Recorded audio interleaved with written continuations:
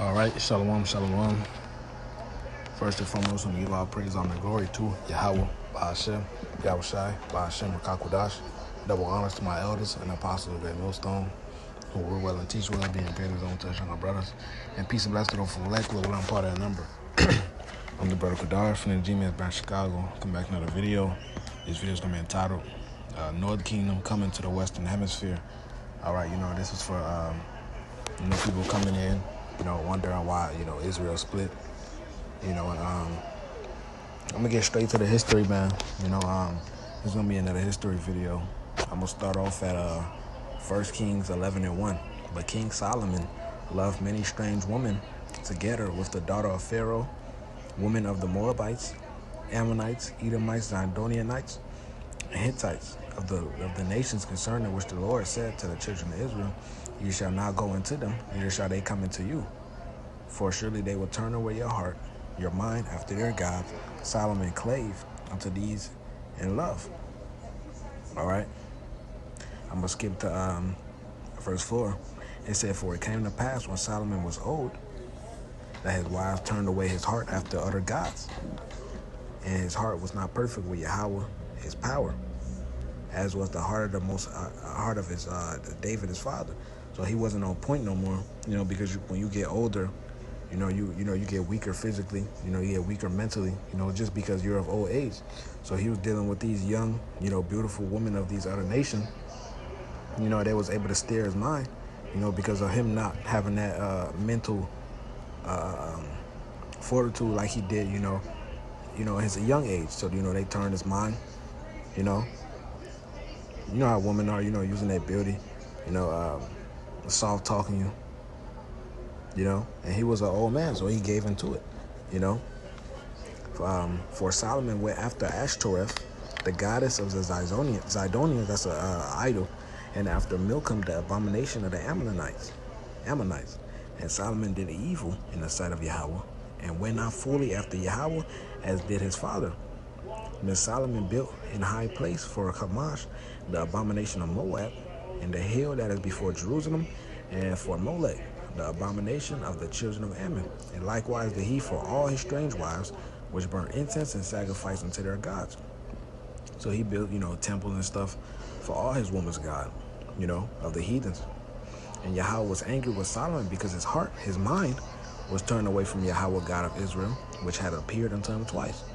And he commanded him concerning this thing, that he should not go after other gods, but he kept not that which Yahweh commanded. And that's in the law. That's the basics.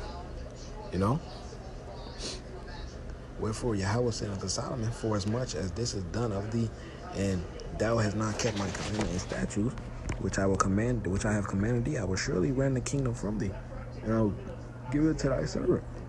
So the Lord said, I'm going to take this kingdom away from you. All right, I'm going to give it to one of your servants. Notwithstanding, in thy days, I will not do it for David, thy father's sake. So he said, while you living, I'm not going to do it for your father's sake, But I will rend it out of the hand of thy son. And who was Solomon's son that came into power after Solomon? It was Rehoboam. All right.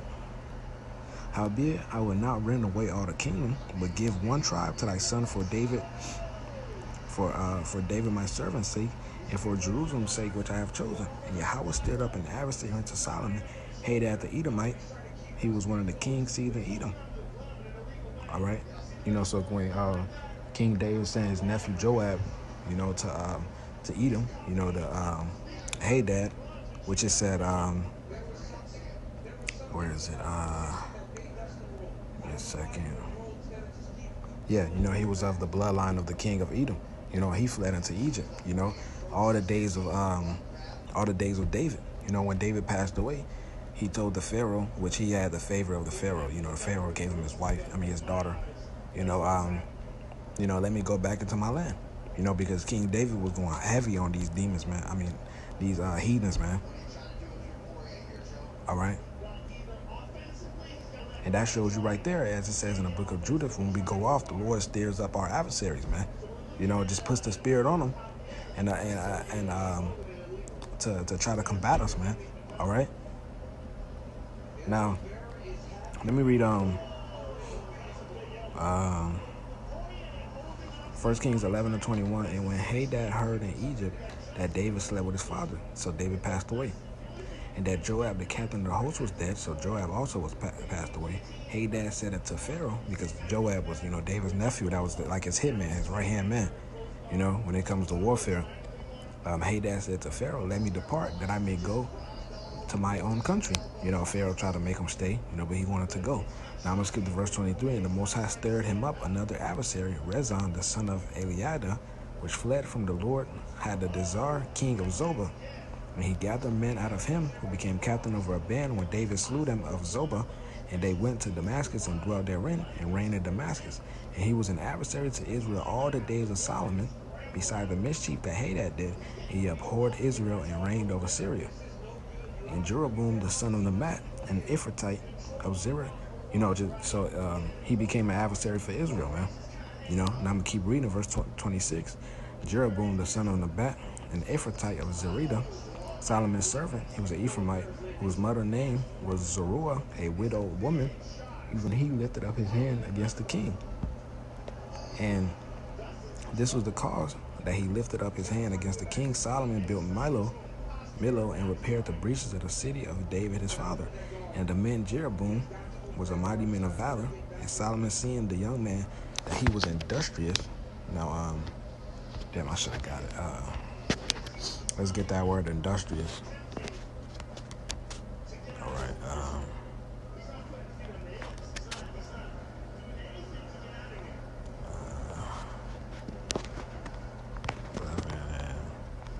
28. Okay. Industrious. All right. Now that Hebrew word is Aisha. All right, it says to do, work, make, produce. All right, to repair, to prepare, So basically, he was a good worker. All right, just going into the word, that's, what we got to do, just to prove the point. And he made him ruler over all the charge of the house of Joseph, So when you on point, you get more responsibilities. All right, so King Solomon noticed that, and, he made him the head of Israel, or the northern kingdom. And it came to pass at the time when Jeroboam went out of Jerusalem that the prophet Ahijah the Shilonite found him in the way. He had clad himself in a new garment, and they too were alone in the field. So it was just them two. And Ahijah caught the new garment that was with him and rent it into 12 pieces. So he ripped the garment into 12 pieces. Verse 31. And he said to Jeroboam, take thee 10 pieces. All right, so take you 10 pieces of this cloth, of your garment that I just ripped. For thus saith Yahweh, the God of Israel, the power of Israel, behold, I will rend the kingdom out of the hand of Solomon and give 10 tribes to thee. All right. But he shall have one tribe for my servant David's sake, and for Jerusalem's sake, the city which I have chosen out of all the tribes of Israel. Okay. And because so I'm going to read over. But he shall have one tribe for my servant David's sake. All right. So you're going to have Judah and Benjamin, and Levi wasn't considered a tribe, back then. All right. So you had the 10 tribes of the northern kingdom, Issachar all the way down to, Ephraim all the way down to Issachar, Salakia. All right. Including Dan at the time. All right, that's why I said 10. All right, because they have forsaken me and have worshipped Ashtoreth, the goddess of Zidonians, Chemosh, the god of the Moabites, and Milcom, the god of the children of Ammon, and have not walked in my ways to do that which is right in mine eyes, and to keep my statutes and my judgment, as did David his father. So David was a man after my heart, but Solomon, when he got into old age, he fell off. And the Lord punished Israel for it. The Lord punished them for it. Howbeit, I will not take the whole kingdom out of his hand, but I will make him prince all the days of his life for David my servant's sake. So the Lord didn't take it away from Solomon immediately, for David's sake, whom I chose because he kept my commandments and statutes. But I would take the kingdom out of his son's hand and give it unto thee, even 10 tribes. All right? And his son I will give one tribe, that David my servant may have light always before me in Jerusalem, the city which I have chosen me to put my name there. Okay? But I will take thee, and thou shalt reign according to all that thy soul desireth, and shall be king over Israel, king over North Kingdom. All right. And it shall be, if thou wilt hearken unto all that I command thee, and will walk in my ways, and do that is right in my sight, to keep my statutes and my commandments, as David my servant did, that I will be with thee, and build thee a sure house, as I built for David, and will give Israel unto thee. So he said, I'm gonna give Israel to you if you actually follow me. Yeah.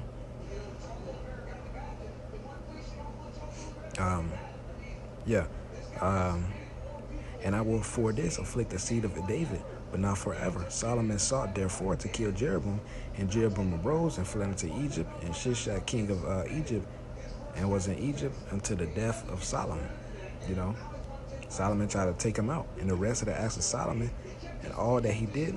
I'm gonna continue to read. I'm gonna read verse 43. And Solomon slept with his fathers, and was buried in the city of David, his father, and Rehoboam his son reigned in his stead. So Solomon passed away. All right. Now this all started when Solomon, committed spiritual adultery, because he was of old age.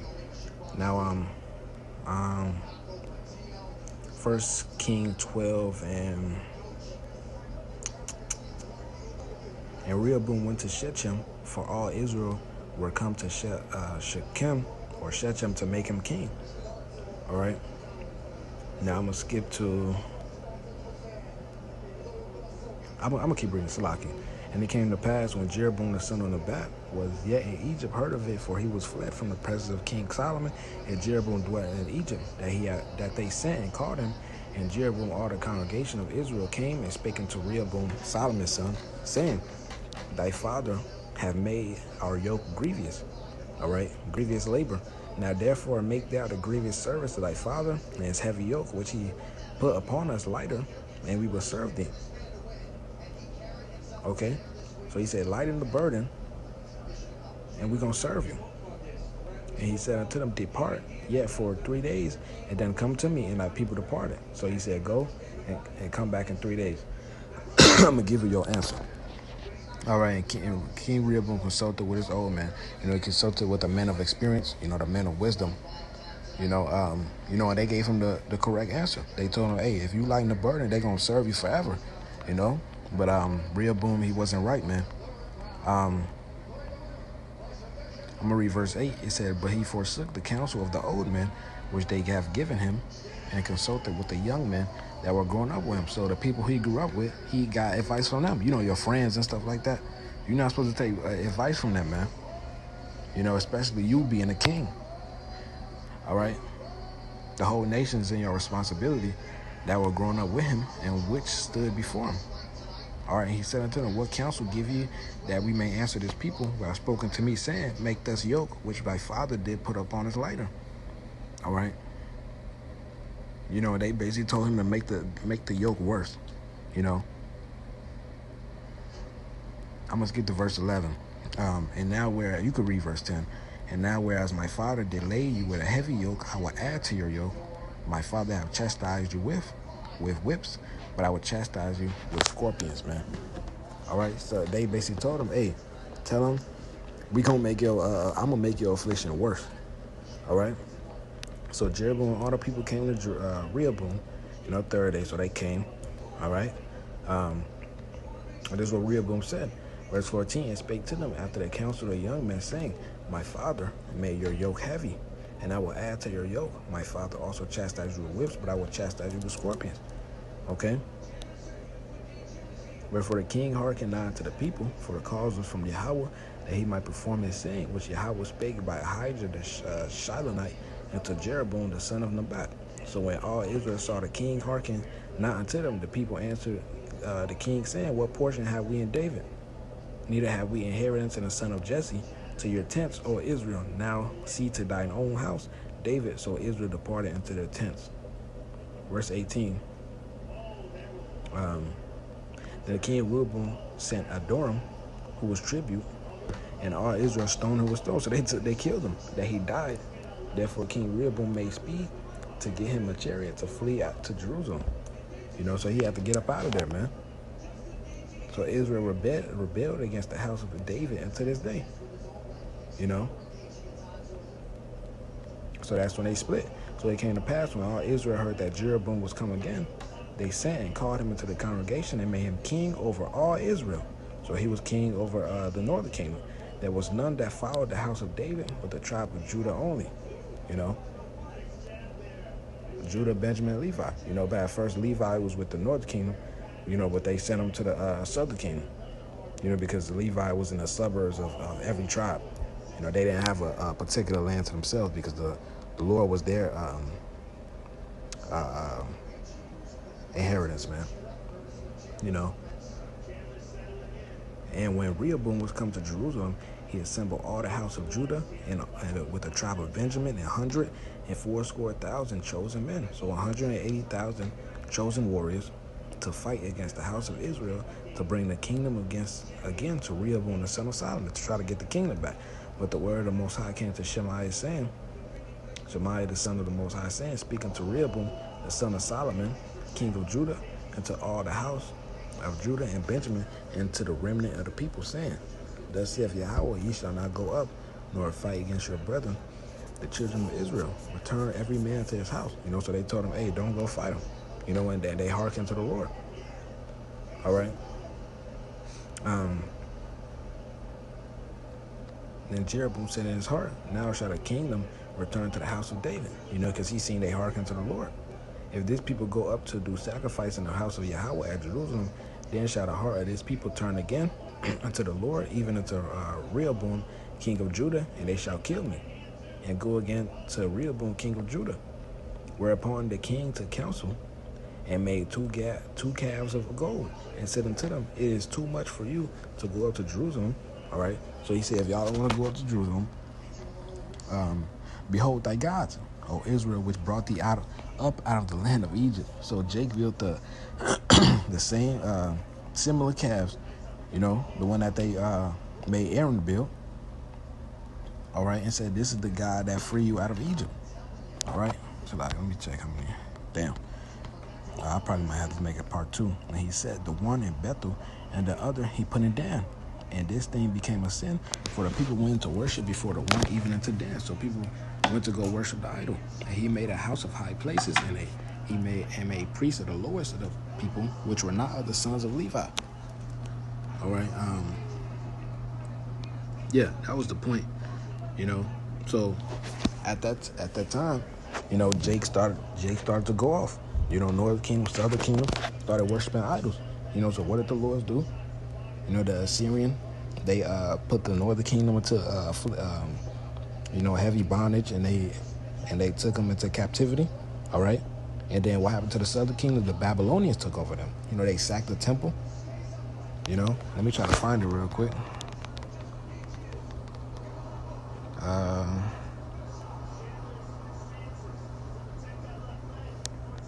Give me a second.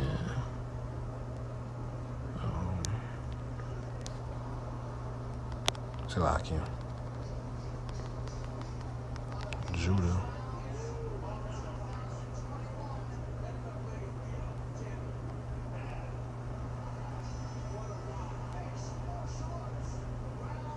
There we go. 2 Kings 25 and 21. And the king of Babylon smote them and slew them at Riblah in the land of Hamath. So Judah was carried away out of their land. All right. So Judah was taken into, the southern kingdom was taken into Babylon, and northern kingdom was taken into Syria. We was taken out our lands because we went off, man. We sinned. Okay. Now, after the Assyrian captivity, our northern kingdom decided to go to the Americas. And I'm gonna prove that right now. This is 2nd Ezra 13 and 40. Those are the 10 tribes which were carried away prisoners out of their own land in the time of Hosea the king who Salmanasar, the king of Assyria, led away captive. Okay, so Babylon took Judah, southern kingdom, and Assyria took northern kingdom, Israel. Led away captive, he carried them over the waters, so they came into another land. But they took this counsel among themselves that they would leave the multitude of the heathen and go forth into a further country where never mankind dwelt. All right, that they might there keep their statutes, which they never kept in their own land. So they went over to the Americas to try to keep the laws, statutes, commandments to the best of their ability, and a place enter into Euphrates by the narrow place of the river. For the Most High has then shewed signs for them, and held still the flood till they were passed over. All right, because that Euphrates, that's a wild river, man. You know, and the Lord held it still. Okay, now let me just try to. I'm gonna go back. Euphrates River. Give me a second.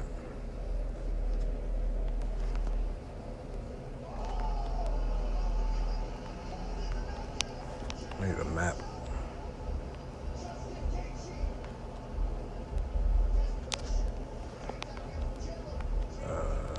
Give me a second.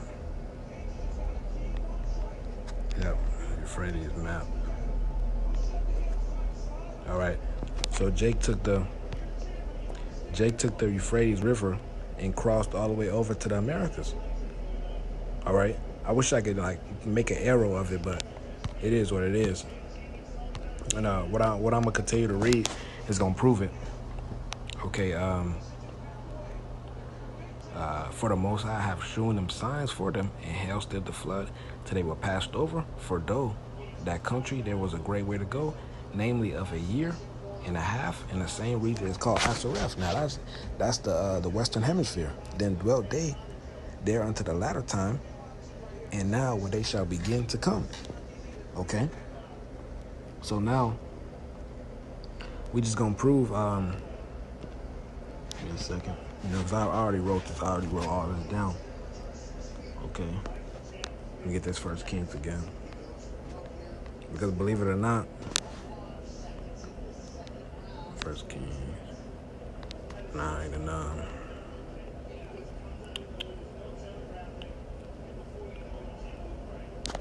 25. Let me start at 25. 3 times in a year that Solomon offered burnt offering and peace offerings upon the altar which he built up unto the Lord Yahweh, and he burned incense upon the altar that was before Yahweh. So he finished the house.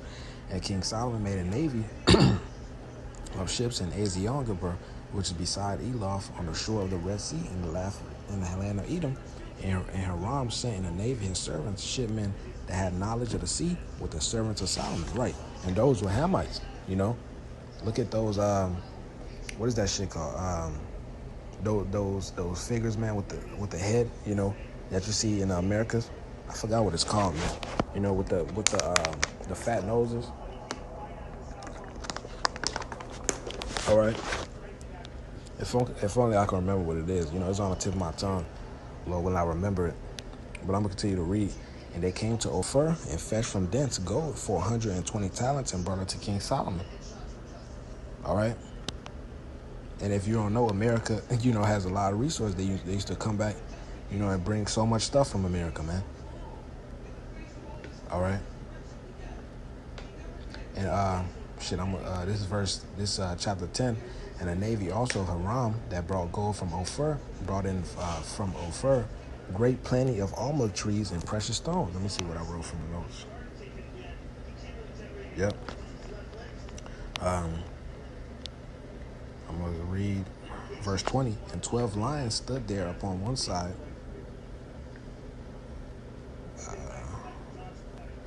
I'm going to skip to verse 22, Salaki. For the king had at sea a navy of Tarshish with a navy of Hiram. Once in 3 years came into the navy of Tarshish, bringing gold, silvery, ivory, and apes and peacocks. So King Solomon exceeded all the kings of earth for riches and wisdom. All right, so we was the first to go over to America, you know. Everyone knows Christopher Columbus did it, you know. All right, the Latinos and Native Americans, they went over to America.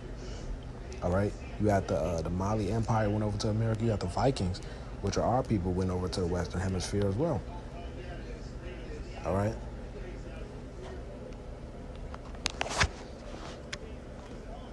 Slovakia.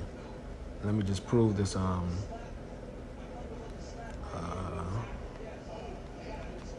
me go back to that second Esdras 13, just to prove a point. Verse 44, for the Most High shewed them signs for them, and held still the flood till they were passed over. All right. Now let me go to this First Chronicles 12 and 32. And the children of Issachar, which were men that had understanding of the times, to know what Israel ought to do, and the heads of them were 200, and all their brethren were at their commandment. So they had the wisdom of astrology on the right hand side. Now we don't have that wisdom at all. That shit is the stuff that they do now is on the left hand side. That shit is witchcraft. So let me get this right here. It says Mayan astronomers, priests look to heavens for guidance. They use observatories, shadow casting devices, and observations of the horizon to trace the complex motions of the sun, the stars, and the planets in order to observe, calculate, and record this information in their chronicles or codices. So the Lord was leading them to America. I believe it took 6 months to get there and 6 months to come back. Or 3 months to get there and 3 months to come back. All right, correct me if I'm wrong, Slovakia. But nevertheless, just as a matter of fact, let me Hosea 13 and 15. Okay. Though he be fruitful among his brethren, and east wind shall come. All right, and east wind, the wind of Yahweh shall come up from the wilderness, and his springs shall become dry, and his fountains shall be dried up, and shall spoil the treasure of all pleasant vessels. All right. Esau came with his ships from the east. All right. That east wind. All right. And it said, it says, his springs shall become dry, and his fountains shall be dried up. He shall spoil the treasure of all pleasant vessels. What do Esau do now? He takes your resources, man. Samaria shall become desolate, for she have rebelled against her God. They shall fall by the sword, their infants shall be dashed in pieces, and their women with child shall be ripped up. Esau did all that shit to our women, man, and forced them into Christianity. Our people, period. All right, let me see what I wrote down in these notes. Yeah, using all their resources. It got so bad to the point where, Northern Kingdom, Gad were off themselves, so they wouldn't be in the hands of Esau, man. All right, and that east wind is Esau. Now, let me get this Deuteronomy. Because even though Jake went over with the intent to serve the Most High in the Americas, but Jake was going off, still blood sacrificing each other, still, they split off to different tribes. For example, Gad had different tribes, they was going to war with each other. Jake still had an evil eye. Jake was still going off, eating abominations. Certain things that was on point. They had fringes. They didn't have the name, but they would say something close to the name, showing you, Jake still remembered.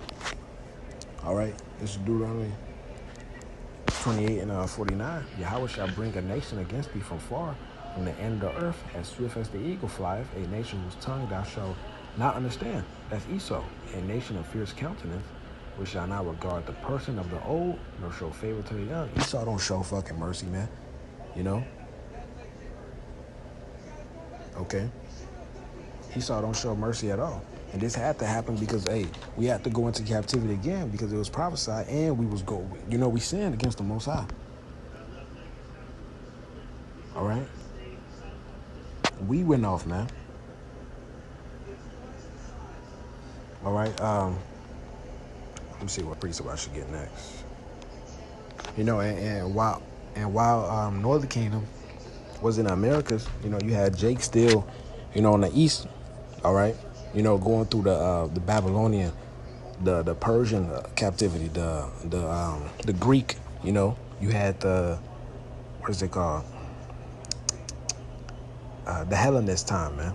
All right, 500 years of our people being forced to abandon their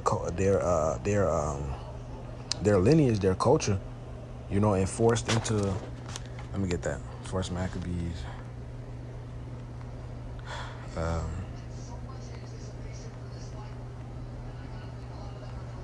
Forced into that Greek culture, man. You know, so you know that's why when the apostle was teaching, you know, in the time of the Romans, Jake was so heavy, you know, and rebellious against it, against their truth, their true nationality and heritage, because it's been ingrained in them for so long. You know, it didn't happen in a matter of 10 years. Okay, it happened over hundreds of years, 400 to 500 years. All right, and that's the same thing with our people now. You know, 300, 400 years of straight the white Jesus indoctrination, man. You know, a straight Babylon juice. All right. Now let me get this because I already got it written down. Genesis 49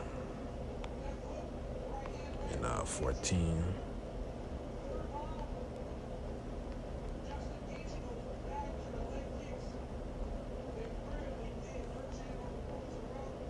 Genesis 49 and 14.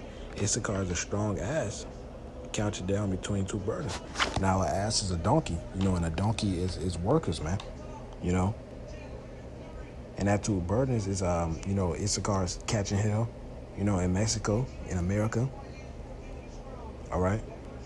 I'm going to continue to read. It said, and he saw that the rest was good. All right.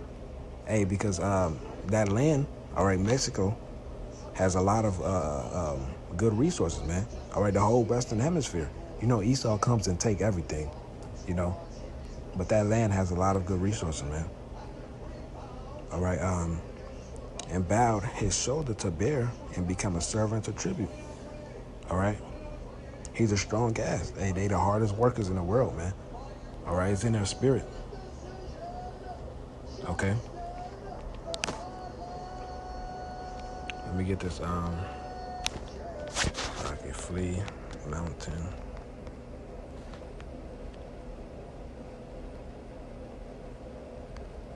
I'm gonna read this Mark 13 and 14, but just to put it out there, you know, while all of this was going on, while Northern Kingdom was chilling in America, like I'm gonna say again, you know, Judah, the Southern Kingdom, Judah, Benjamin, and Levi, you know, they went through the Babylonian captivity, the Persian captivity, the Greek captivity, all right, then a Roman captivity, you know, the Hellenistic era. You know, you had 70 A.D. You know, before that, you had the three servile wars. All right, and if you don't know about that, you know, that's about the third servile war was when Spartacus and his men led. You know, if you want to get more into that, you could watch the Spartacus. Then you could go watch Roman Empire.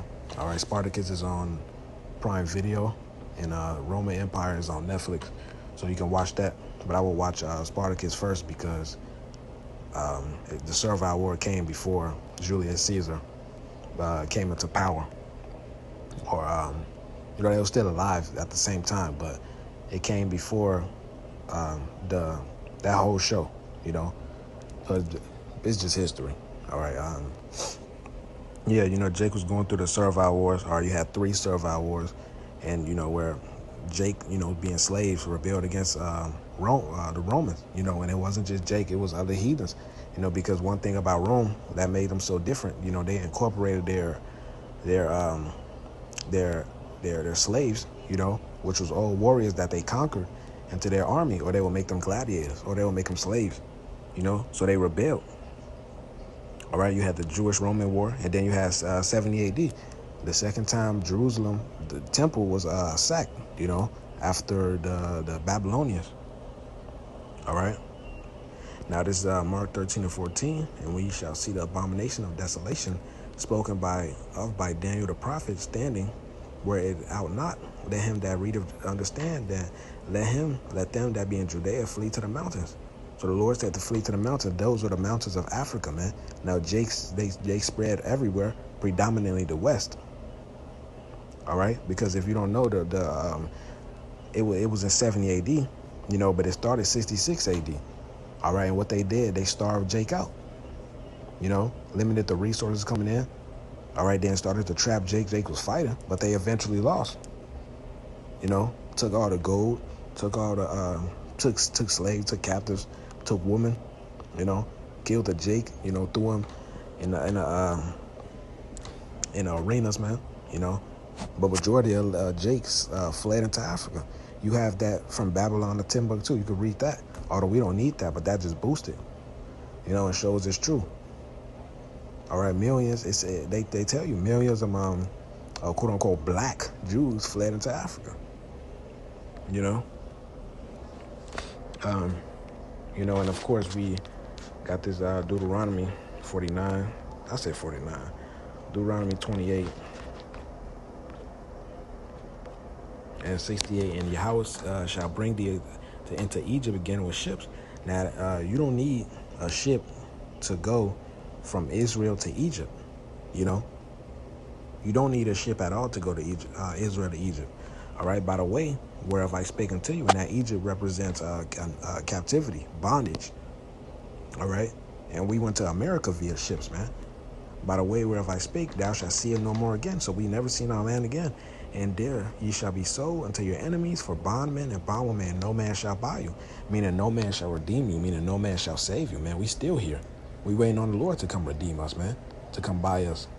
The elect, of course, the 2/3 got to go on this side. All right, what they don't tell you, they'll only tell you how Africans, black people was taken from Africa and put in Americas, but what they don't tell you is that when they was transporting them into the Americas, they was transporting the Latinos and Native Americans into Spain, Why they was transporting the quote unquote blacks into the Caribbeans and America. They was transporting the Northern Kingdom Latinos and Native Americans into Spain and other places, man.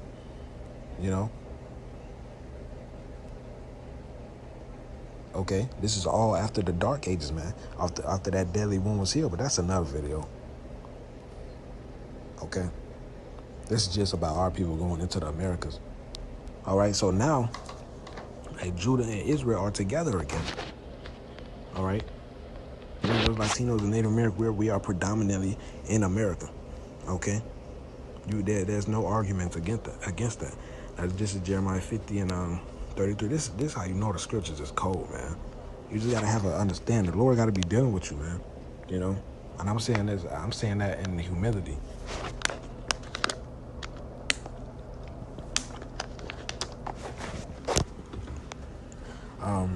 Jeremiah 50 and 33, thus saith Yahweh of hosts, the children of Israel and the children of Judah were oppressed together. So now we are oppressed together, man. We all going through it under this devil's rulership. And all they took them captives, held them fast, and they refused to let them go. We still here to this day, man. All right? Their Redeemer is strong. That's talking about Yahweh Shai. The elect is going to be delivered out of here, man. All right? All right, let me get this, should I get Isaiah? Give me a second. Not Ezekiel, Isaiah.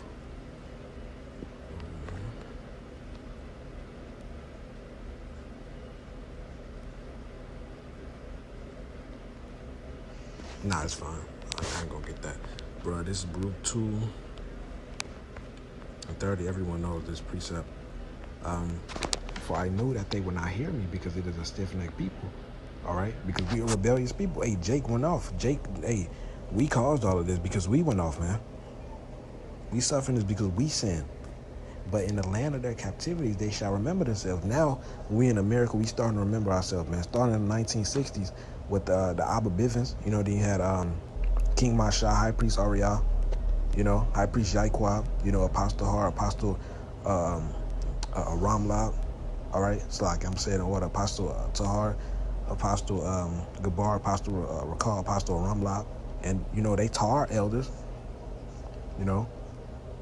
Bishop Sakuran, Bishop Manatazad, You know, Bishop, what's the elder name? Bishop Ayathon, Bishop, I keep forgetting the elder name that's big into the history, man. Damn, I watch his videos so much. But damn, I'm gonna remember. It's all good. But yeah, man. You know, which taught our elders. You know, so and our elders taught us. All right, through the spirit and power of Yahweh Shemel Shai, man. That shows you how the Lord is dealing with men in an order, man. All right, it says, "Go in the land of their captivity, they shall remember this." But everyone knows about the Israelites, man, whether they acknowledge or not. You know, and shall know that I am the Lord their God, and I will give them a heart, all right, and ears to hear, and they shall praise me in the land of their captivity and think about my name. We doing that right now. In return from their stiff neck, Jake repenting, and from their wicked deeds, and they shall remember the ways of their father, which sinned before the Lord. This the information age. Esau trying his best to block off the information, but the Lord, through the spirit and power, how about Shemel Shai, the Lord is giving Jake these the information, man. All right. And, you know, articles, different stuff. The Lord is allowing it to stay up because just for the prophecy's sake, man. You know, whether they fully know, you know, whether they fully got the doctrine, they still know that they the Israelites. They still know that they the chosen people. You know, now granted, they still gonna be destroyed because the Lord's only dealing with a select few. You know, the elect. But the point still stands. They are people know now, man. You know, and a small remnant is gonna repent. You know, Lord willing, we be able to elect. You know, a small remnant is going to be saved. And I will bring them again into the land which I promised with an oath unto their fathers, Abraham, Isaac, and Jacob. They shall be lords of it, and I will increase them. They shall not be diminished, man. You know, we're going to get our land back. And I will make an everlasting covenant to them that be their God, and they shall be my people. And I will no more drive my people of Israel out of the land where I gave them. Because we're going to be perfect. We ain't going to be no reason to die. We ain't going to be no reason to go off. We're going to have them immortal bodies, man. Them super bodies, man. You know? So, Lord willing, this is an edifying video. I'm going to give all praise, honor, and glory to Yahweh Shemel Shai, Bashim Makakodash, Shalom, and a bottle ball.